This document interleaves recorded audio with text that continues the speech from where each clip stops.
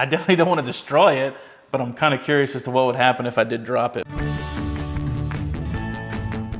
This is kind of nice. They include all the numbers for customer support. I think this is a big move as far as a company and what they stand for. Anybody that throws up all the numbers for their customer support, that's a big plus right off the bat for me.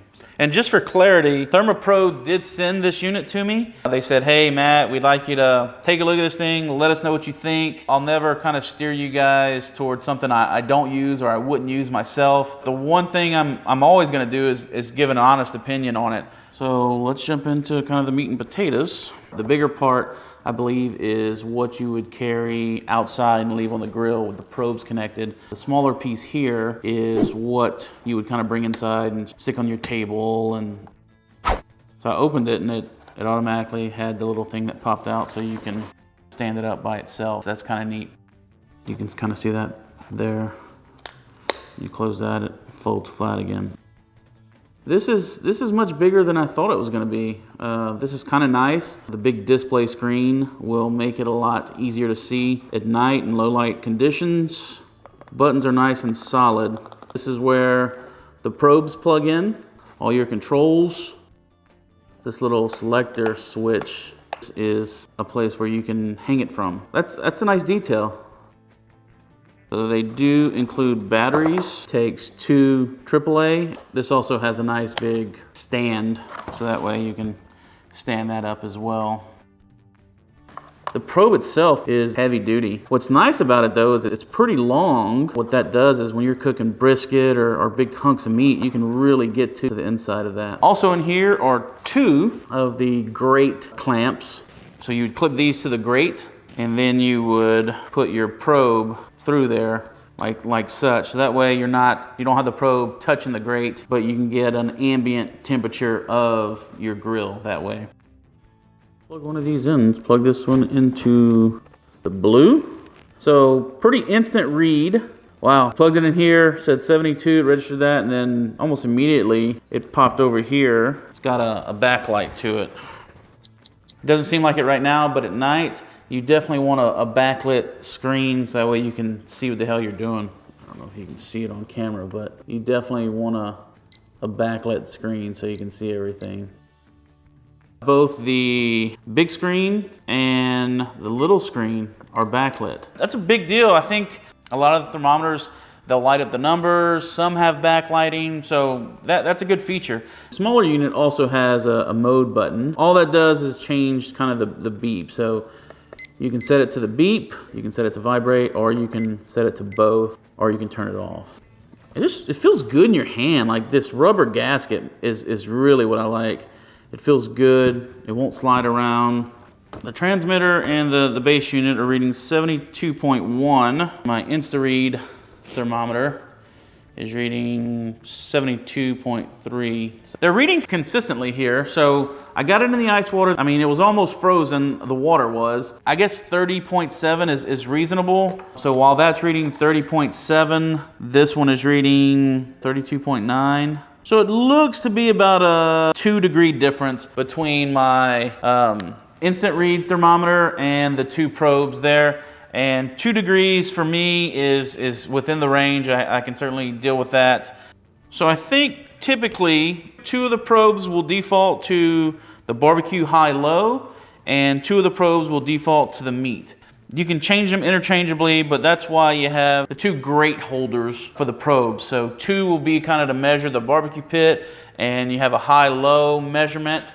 You can set an alarm, so if your barbecue pit, maybe it's an overnight cook, that if you run out of wood or your temperature drops off, that you'll actually get an alarm for a low setting, or maybe you get a crazy breeze going, and so your fire flares up and you get a high alarm. That keeps your meat in the range that you want it to be cooking at, and if it gets out of that range, it'll give you an audible alarm there. And it's cool, they both flash the probe that the alarm is set for, so that's kind of cool. I can also, maybe I don't want to use these, maybe I have a built-in gauge that lets me know I can use all 4 as a meat probe. So I can do a couple different meats with 2 different temperatures, whatever. You can intermingle what each probe does, but that's why you set a high-low on the barbecue setting or you go to the meat setting and set what you want your internal temperature to be. So if you're cooking brisket and you say, look, I want to start checking it at 190 or 195. I know it's not going to be done, but I want to start keeping an eye on it. You set your meat temperature alarm to 190, and that at least lets you know, hey, I'm getting close, let's start paying attention. So got that sorted out. Let's go throw this on the grill and see how it works, see what kind of temperatures we're getting. Okay, so there is a magnet. So I just wanted to test the magnet strength, kind of see how strong that is. Oh wait, that's stainless. So I'm just gonna test it kind of at an angle. I'm hitting it pretty good. It's enough. I mean, it's not enough where I can't pull it off, but it's enough. It's not going anywhere. So even if I jostle these probes around, it's gonna be plenty. They also do have the little clip there. And so you can hang it. Doesn't quite fit this. So I wouldn't hang this thing myself. Thermopro may want to look at making that little hole just a little bit bigger to fit more grills. But for me, it's not an issue. This is probably where I would put it. So let's see if the probes are long enough with it sitting right here. A lot of people don't use a front shelf on their pit, or a lot of people don't have a front shelf on their pit, so most people do have a side shelf. So to me, that's the most logical place where most people would have this unit. Let's test the length of the probes with the main unit on the side shelf. They could probably use another 3 or 4 inches of length on the probe, because as you can see, I can just barely touch the other end. So if I had something way back here, it's fully stretched out. There's no slack. So we have our transmitter. It's still turned off. Why don't we go to the other end of the house, like to the front door, and see if it'll transmit, see if it'll turn on and get the data. This thing is supposed to work to 500 feet away wirelessly, and let's kind of put that to the test. So I've actually come out of the front of my house. I've closed the door. We're at least a few hundred feet away. So let's go ahead and hit power. No problem. As soon as it powered on, it picked up the data from the backyard. I don't think anybody will have a problem with the distance on this thing. And in fact, they're all converging. The 3 probes that are in there are all converging to about the same temperature. It's a good sign that they're accurate and they're close together. And the one that's sitting outside has settled around 90 degrees, which is probably what it is out here in Texas right now in November. So you can see that the probe from my barbecue pit, not shown here, is right at 247. The probe we have next to it is 242, and then the 2 probes we have sitting directly on the grate are reading pretty much the same temperature at 237, which is everything we would expect. The ones sitting on the grate are going to be a little bit cooler for now, and the ones sitting above it, closer to the edge, are going to be a little bit hotter. We're set at 250. Our ambient temperature right here is at 243, so I think we're right on the money. Our other temperature is reading, oh, look at that. So our actual, according to the barbecue pit, is 247. We're reading 243. We're in the same ballpark.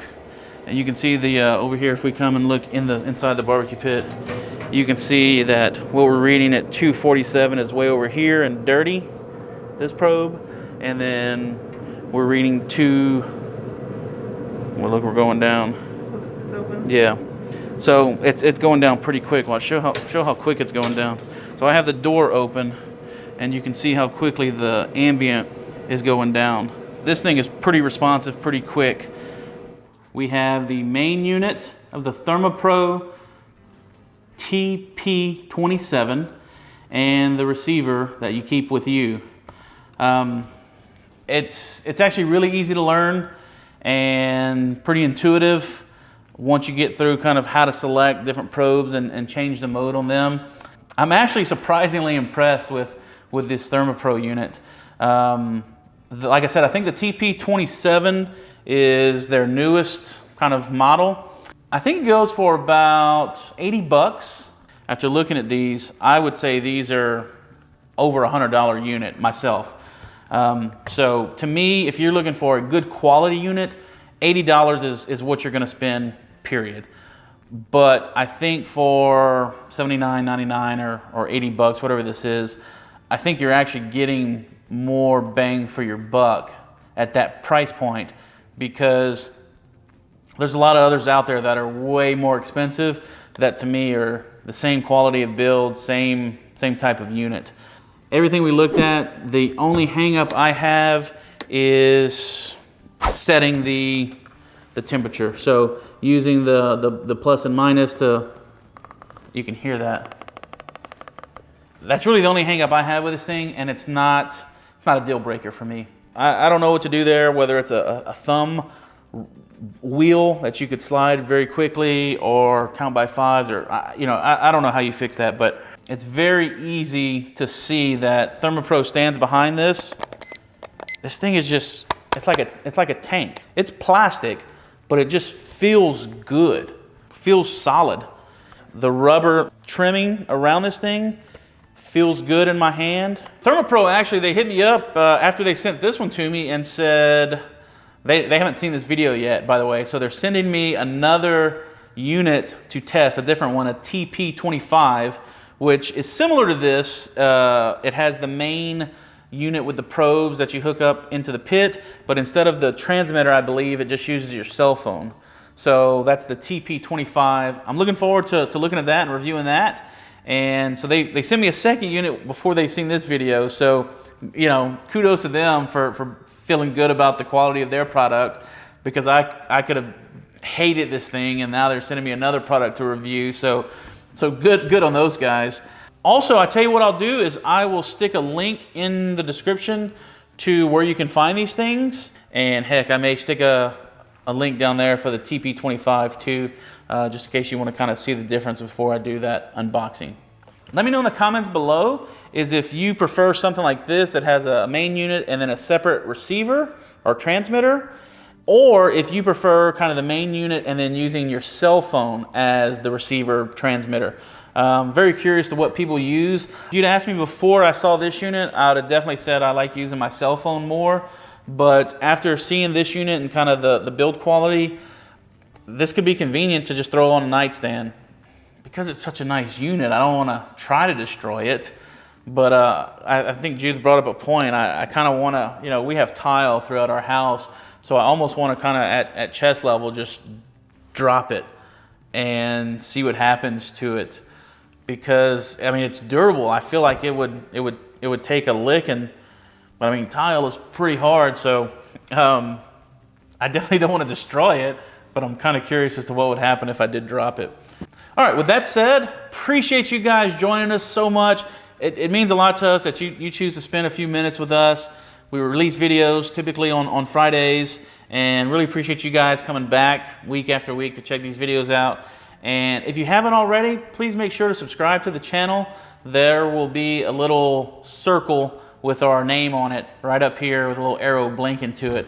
Go ahead and click that, and then click that little bell and turn your notifications on. That'll let you guys know when we put out new videos. So until we see you again, appreciate you joining us. Thank you.